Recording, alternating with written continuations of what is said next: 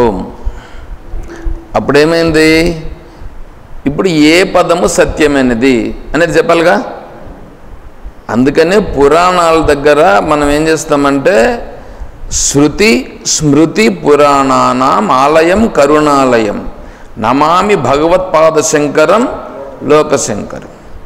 అంటే శృతులను స్మృతులను ఏది ఏది ఎక్కడెక్కడ ఎంతెంత తీసుకోవాలనేటువంటి దాన్ని ఆచార్యులు వారు చెప్పారు ఇట్లాంటి వాటి కోసం.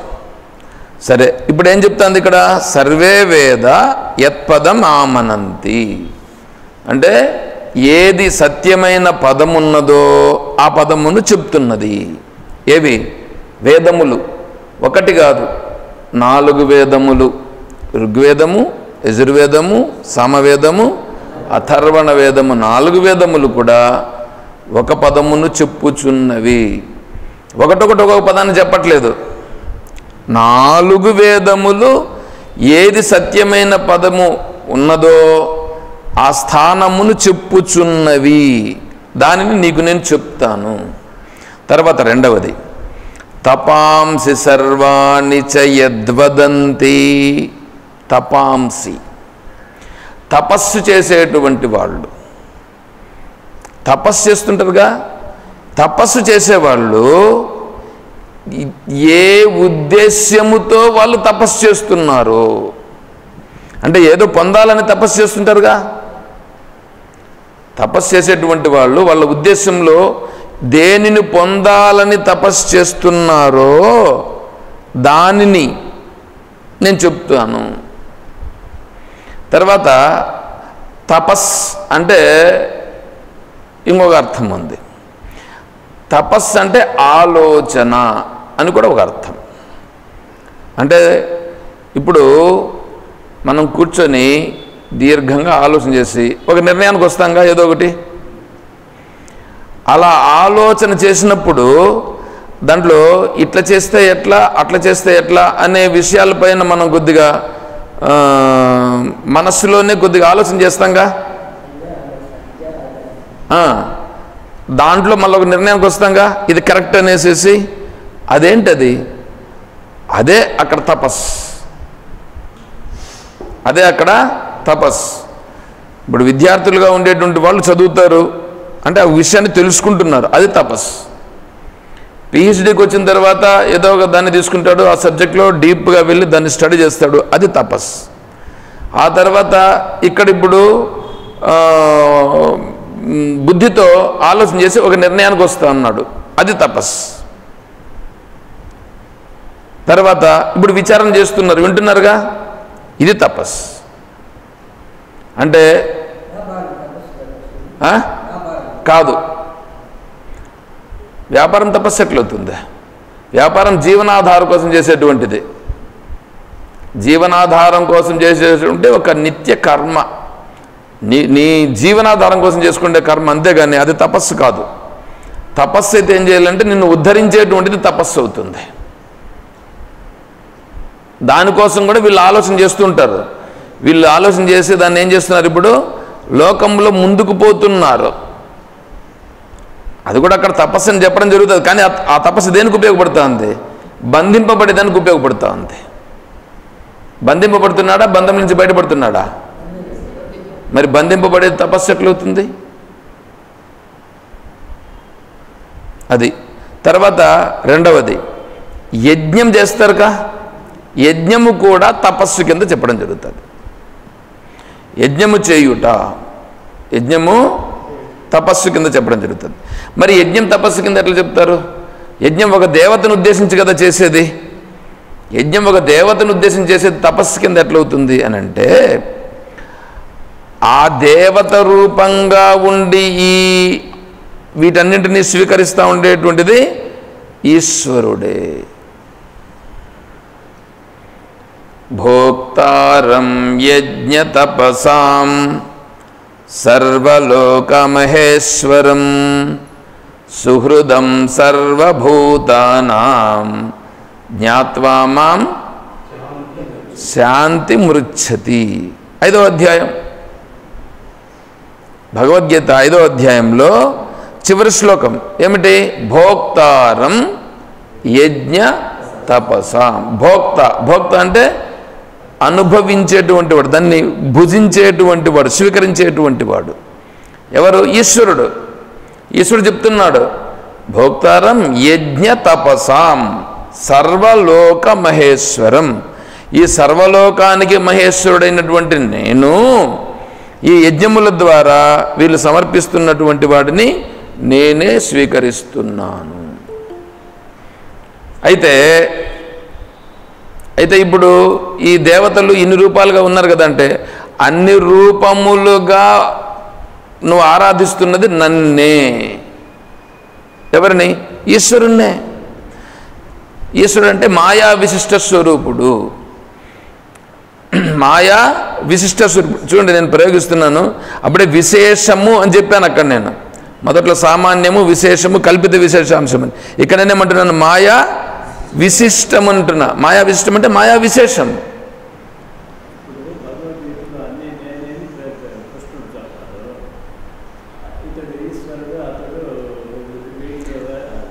అందుకే నీకు నేను చెప్తా ఉండేది కృష్ణుడు కాదు ఇక్కడ ఈశ్వరుడు అంటే. ఈ ఈశ్వరుడు కాదు, జటాజూటధారైన ఈశ్వరుడు కాదు, కైలాసవాసైన ఈశ్వరుడు కాదు.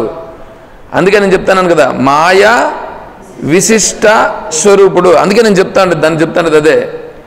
అంటే ఈ మాయతో కలిసినటువంటి ఈశ్వరుడు, మాయతో కలిసి ఉన్న చైతన్యం.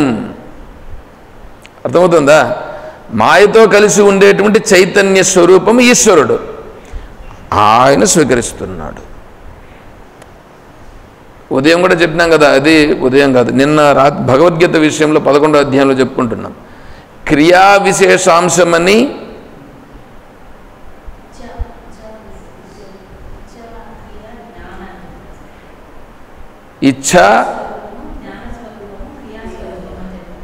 ఇచ్ఛాశక్తి, క్రియాశక్తి, జ్ఞానశక్తి రూపంగా ఉన్నాయిగా. ఇప్పుడు క్రియాశక్తి రూపంగా వచ్చినాడు అక్కడ విశ్వరూపం.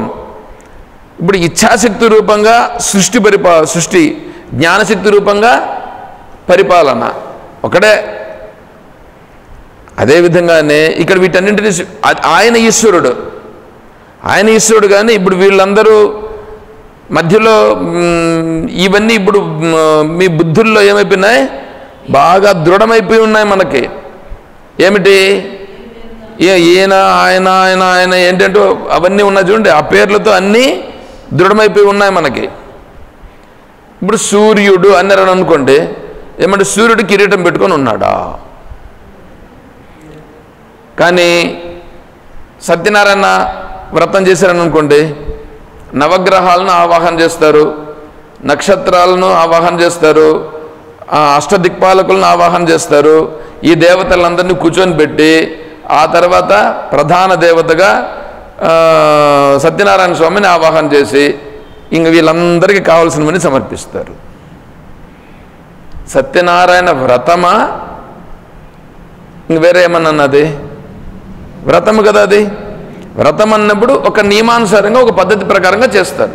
ఇప్పుడు ఇన్ని దేవతల రూపంగా ఉన్నది ఎవరు? ఈశ్వరుడే. దాన్ని తెలుసుకోవాలంటే మళ్ళీ ఉపనిషత్తులోకి పోవాలా. దాన్ని తెలుసుకోవాలంటే కూడా మళ్ళీ ఉపనిషత్తులోకి పోవాలి. కాబట్టి ఈ తపస్ అనేటువంటిది వీటన్నింటినీ తెలుసుకొనుట, వివేక జ్ఞానముతో తెలుసుకునే దానికి ప్రయత్నం చేస్తున్నాడే, అది తపస్.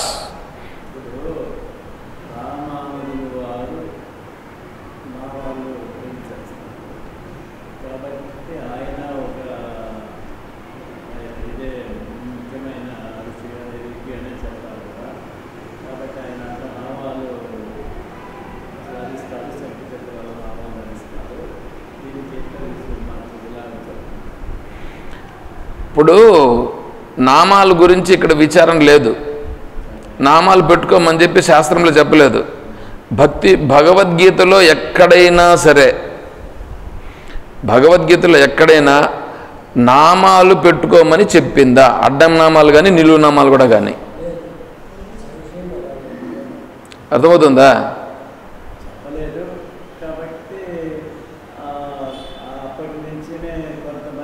మాకు అవసరం లేదు, అదంతా మాకు అవసరంలే. మాకు అవసరం లేదు. ఎందుకంటే మీ బుద్ధులలో ఉన్నట్లుగా నేను కూడా ఒకప్పుడు నామం పెట్టుకున్నటువంటివన్నే. నాకు ఒక పేరు వచ్చింది. నాకేం పేరు వచ్చింది తెలుసా?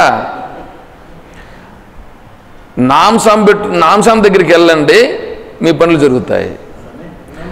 నామస్వామి, నామును పెట్టుకొని ఉంటాను కదా, అందుకు నాము పెట్టుకున్నాడే నామస్వామి. నామస్వామి దగ్గరికి పోతే మీ సందేహాలు కాదు, పనులు డ్యూటీలో కదా ఉంటాను.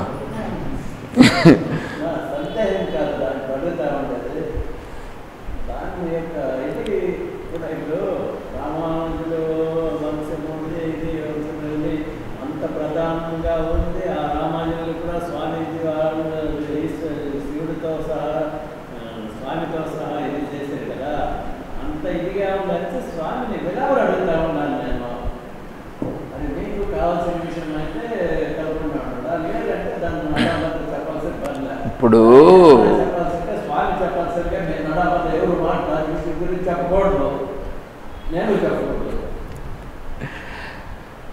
రామానుజుల వారు కానీ ఉన్నాను.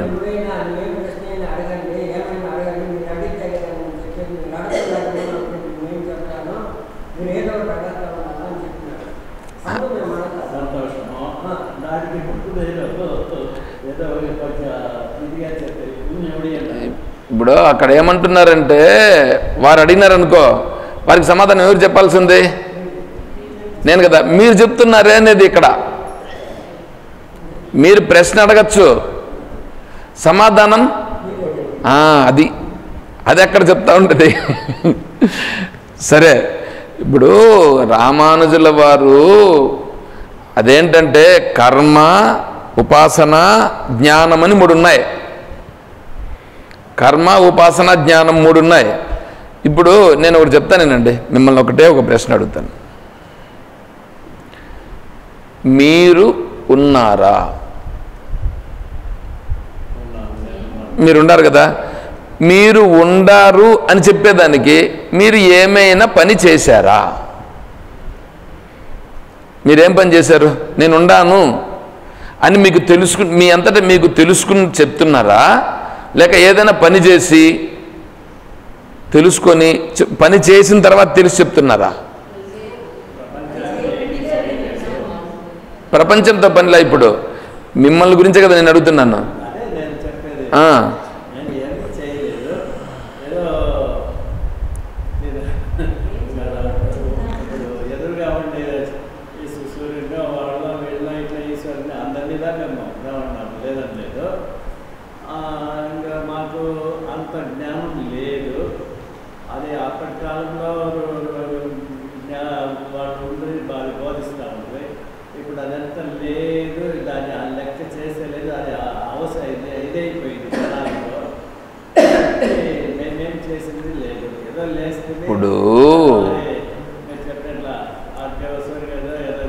ఇప్పుడు ఓకే నేను చెప్పేది ఏమంటే, దేవతారాధన చెయ్యొద్దని చెప్పట్లేదు. ఆ దేవతారాధనలన్నింటినీ చెయ్యాలి. సూర్యునికి నమస్కారం చెయ్యాలి, అర్ఘ్యప్రదానం చెయ్యాలి. అయితే మనం ఏమనుకుంటున్నామంటే, సూర్యుడు వేరే ఒక దేవుడు, నారాయణుడు వేరే ఒక దేవుడు, శివుడు వేరే ఒక దేవుడు, తర్వాత చంద్రుడు వేరే ఒక దేవుడు, అంతేకాకుండా ఇంక వేరే దేవతలు ఎవరైతే ఉన్నారో వాళ్ళందరూ వేరే వేరే దేవుళ్ళని మనం అనుకుంటూ ఉన్నాం.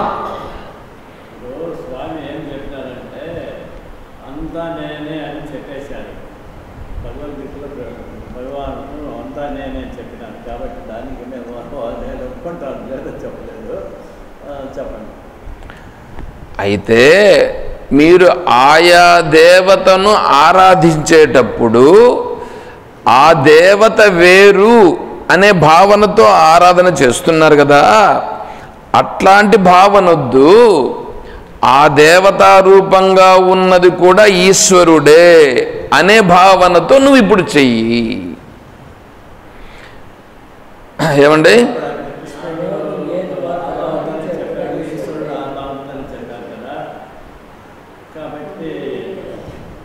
ఇప్పుడు కృష్ణుడు తీసుకున్నారనుకోండి, కృష్ణుడు నేను భగవంతుడు ఎక్కడ చెప్పలేదు. భగవాను ఉవాచ అన్నప్పుడు భగవద్గీతలో భగవానుడు ఎట్లా అనేది తెలుసుకోండి. భగవద్గీతలో చెప్పిన భగవాను ఉవాచ అన్నప్పుడు అక్కడ భగవానుడంటే ఏమిటి అని తెలుసుకోవాలి. అర్థమవుతుందా? అందులోనే మయా ప్రసన్నేన తవార్జునేదం రూపం పరం దర్శితం ఆత్మయోగాత్ అని విశ్వరూప సందర్శన యోగంలో చెప్పాడు. అంటే నేను ఆత్మయోగాన్ని పూని నీకు విశ్వరూపాన్ని చూపిస్తున్నానని చెప్పాడు. మీకు నిన్ననే చెప్పాను అనుకుంటాను, చిదానందేన కృష్ణేన ప్రోక్త స్వముఖతోర్జునం అర్ధమాత్ర అక్షర నిత్య స్వానిర్వాచ్య పదాత్మిక చిదానందేన కృష్ణేన. ఇప్పుడు కృష్ణుడు ఏ స్థితిలో ఉన్నాడు? చిదానంద రూపంలో ఉన్నాడు. చిదానందుని మళ్ళా వర్ణించినారు. అర్ధమాత్ర అక్షర నిత్య స్వానిర్వాచ్య ఈ 4 ఉన్నాయి. అర్ధమాత్ర అంటే ఏంటి తెలుసుకోవాలి. అక్షర అంటే ఏంటి తెలుసుకోవాలి. చిదానంద అంటే ఏంటి తెలుసుకోవాలి. నిత్య అంటే ఏమి తెలుసుకోవాలి. ఈ 4 లక్షణాలతో ఉండేటువంటి నేను చెప్తున్నానని చెప్పాడు. ఆ 4 లక్షణాలతో ఉండే కృష్ణుడు చెప్తున్నాడు. ఆ 4 లక్షణాలు మీకు కూడా ఉన్నాయి. ఆ 4 లక్షణాలు సామాన్యాంశం అని చెప్పానుగా నేను. ఇప్పుడే మొదలు పెట్టేటప్పుడే సామాన్యాంశం అని చెప్పాను నేను. అందుకని ఏంటంటే ఇవి లోతైనటువంటి విషయాలు. ఈ లోతైన విషయాన్ని చర్చించాలంటే దానికి ముందర కొన్ని ఉంటాయి. దానికి ముందర ఉండేటువంటి బేసిక్స్ అన్నీ తెలుసుకుంటూ వచ్చి తర్వాత చెప్పాల్సినటువంటివి ఇవి. అర్థమవుతుందా? కానీ మనకేమి, మనం ఏదో పెట్టుకొని ఇట్లా వస్తున్నాం కాబట్టి మధ్యలో ఆ శ్లోకం వచ్చింది, దాన్ని చెప్పుకుంటున్నాం మనం. సరే, ఇప్పుడు అర్ధమాత్ర అంటే ఏమంటే అకార ఉకార మకార అర్ధమాత్ర. అకారము ఉకారము మకారము నేను ఎట్లాగో ఇంక చెప్పాలి. ఈ శ్లోకంలో చివరిలో చెప్పాల్సి ఉంది. అది చెప్తాను, అది చెప్తా. ఏమి అర్ధమాత్ర అక్షర నిత్య స్వానిర్వాచ్య చిదానంద ఇవన్నీ అక్కడే వస్తాయి. ఓంకారంలో ఇవన్నీ వస్తాయి. అంటే ఓంకార స్వరూపంగా ఉన్నటువంటి స్వరూపంతో చెప్తున్నానని భగవంతుడు చెప్పాడు అక్కడ. అంతేగాని కృష్ణుడుగా ఉన్నటువంటి నేను చెప్తున్నానని చెప్పట్లేదు. సరేనా? ఇప్పుడు అందుకని మనం నిన్ననో ఈరోజు ఏదో చెప్పుకున్నాం. భాగవత కృష్ణుడు వేరే, భారత కృష్ణుడు వేరే, భగవద్గీత కృష్ణుడు వేరే. మనం పట్టుకోవాల్సింది భగవద్గీత కృష్ణుడు, గీతాచార్యుడిని పట్టుకోవాలి అని అనుకున్నాం. గీతాచార్యుడు అంటే ఏమంటే నీకు ఉన్న తత్వాన్ని చెప్పేటువంటి వాళ్ళు గీతాచార్యుడు అవుతాడు. ఉన్న తత్వాన్ని చెప్పకుండా వేరే దాని గురించి చూపించేటువంటిది ఏదైతే ఉన్నదో అది సత్యమును చూపించుట లేదు. సత్యమును చూపించకుండా అక్కడ వేరే ఇక్కడ వేరేగా ఉంటుంది. ఇప్పుడు భారతం ఉంది.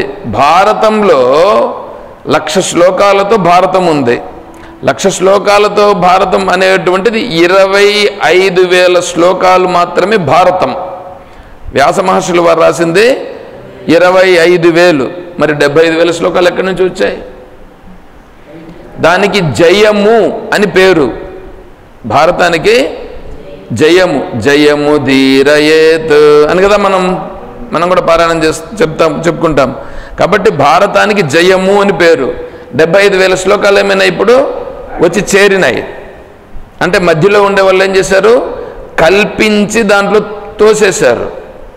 అదే విధముగానే భగవంతుని యొక్క తత్వమును ఉన్నది ఉన్నట్లుగా చెప్పుట అనేటువంటి దానిని ఉపనిషత్తులు చేస్తూ ఉంటే వీళ్ళు ఏం చేశారంటే వీళ్ళ మార్గం ఉండుట కొరకు దానిని కూడా వీళ్ళ మార్గంలోకి లాగేశారు.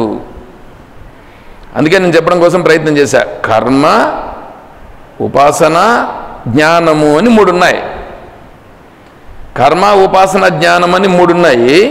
ఇప్పుడు నిన్ను నీవు గుర్తించడానికి అంటే నేనున్నానని చెప్పేదానికి కర్మ ఏమన్నా చేశారా? మీరున్నారు అని చెప్పడానికి ఏం పని చేశారు? మీరు తెలుసుకున్నారా, పని చేశారా? తెలుసుకున్నారు. ఏం స్వామి చెప్పండి. కాదు, మీరు ప్రశ్న అడిగిన తర్వాత నేను అడిగినప్పుడు కూడా చెప్పాలి కదా దానికి. అడగండి అడగండి. నేను అడిగినప్పుడు కూడా మీకు అర్థమవుతున్నట్లుగా నాకు కూడా తెలియాలిగా. ఇప్పుడు వేదాంత విషయాలు చర్చించాలనంటే వేదాంత విషయాలు కదా ఇవి. వేదాంత విషయాలు దాన్ని చర్చించుకునేటప్పుడు కొద్దిగా మనం కూడా రావాల్సి వస్తుంది. నేనున్నాను ఏమండి, మీరేమన్నా పని చేశారా? పని చేశారా? నేనున్నానని చెప్పేదానికి మీరేమన్నా పని చేశారా? చెప్పండి. నేను దాని గురించి నేను అడగట్లేదప్ప. నువ్వు ఉన్నావా, అదే నాకు కావాల్సింది. అంతవరకు తీసుకో. నేనున్నాను చెప్పేదానికి నువ్వేం పని చేయలేదు కదా. అది జ్ఞానముతో చెప్తున్నావా, కర్మ చేసి చెప్తున్నావా?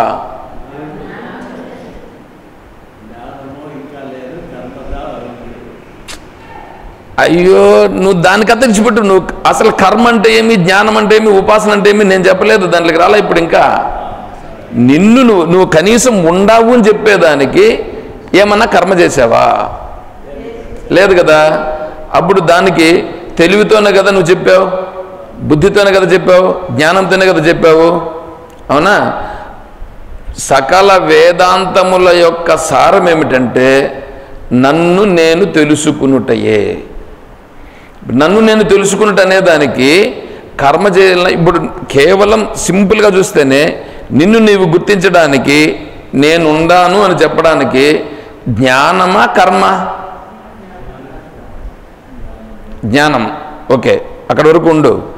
ఇప్పుడు ఏం చేశారంటే మధ్యలో ఏం చేశారంటే ఈ సకల దేవతా రూపములుగా ఉన్నది, సకల జీవుల రూపముగా ఉన్నది అంతా మాయా విశిష్ట స్వరూపుడైనటువంటి ఈశ్వరుడే. ఇది వేదాంతం. సరేనా? ఇప్పుడు ఏం చేశారంటే ఇప్పుడు దేవతల రూపంగా ఉన్నది ఎవరు? ఈశ్వరుడే. జీవుల రూపంగా ఉన్నది ఎవరు? ఈశ్వరుడే. సర్వము ఉన్నదంతా ఈశ్వరుడే. ఇప్పుడు ఈశ్వరుని తెలుసుకుంటే నువ్వు సర్వమును తెలుసుకున్నట్లు అవుతుంది. ఒకటి. ఇప్పుడు ఈశ్వరుడు ఎక్కడున్నాడు నీకు దగ్గరగా? నీకు దగ్గరగా ఎక్కడున్నాడు? అది నేనే అయి ఉన్నాను కదా. ఇప్పుడు నువ్వు ఈశ్వరుని తెలుసుకోవాలంటే ఎక్కడ తెలుసుకోవాలి? ఫస్ట్ నన్ను నేను తెలుసుకుంటే ఈశ్వరుని తెలుసుకున్నట్లు అవుతుంది. అంటే నన్ను నేను తెలుసుకుంటూ ఉంటే ఈశ్వరుని తెలుసుకునేదానికి తెలుసుకున్నట్లే చెప్పడం.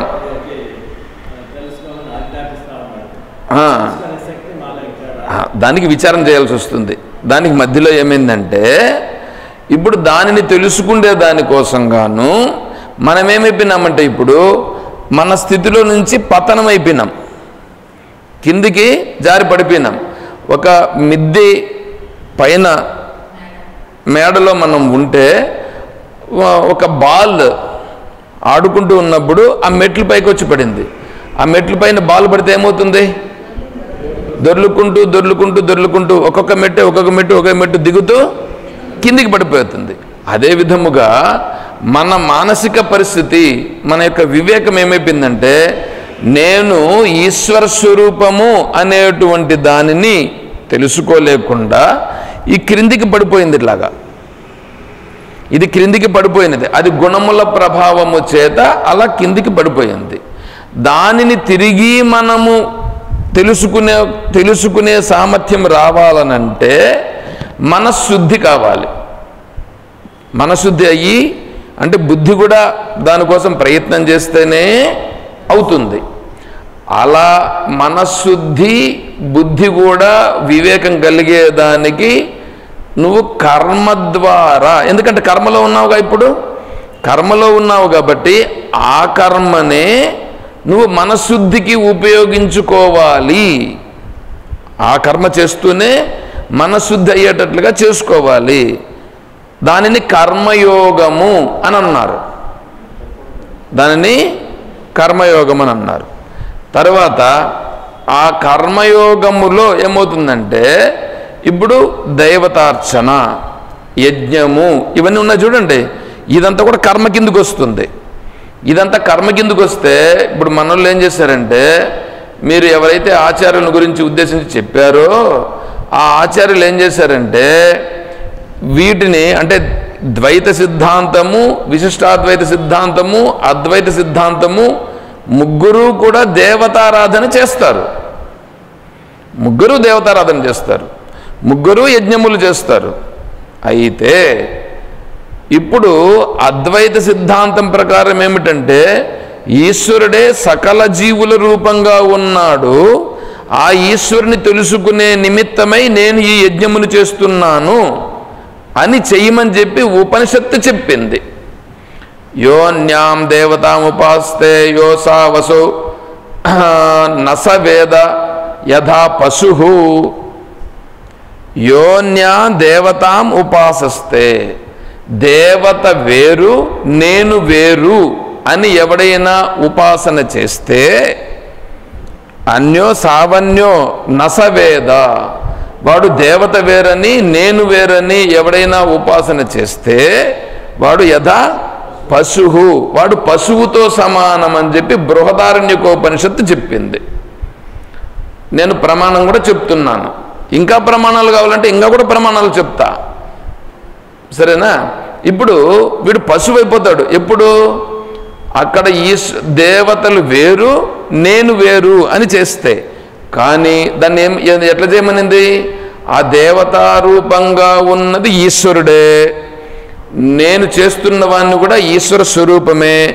నేను ఈశ్వర తత్వాన్ని తెలుసుకునే దాని కొరకు ఈశ్వర కర్మ చేస్తున్నానని చేస్తే అది అంతఃకరణ శుద్ధి అవుతుంది.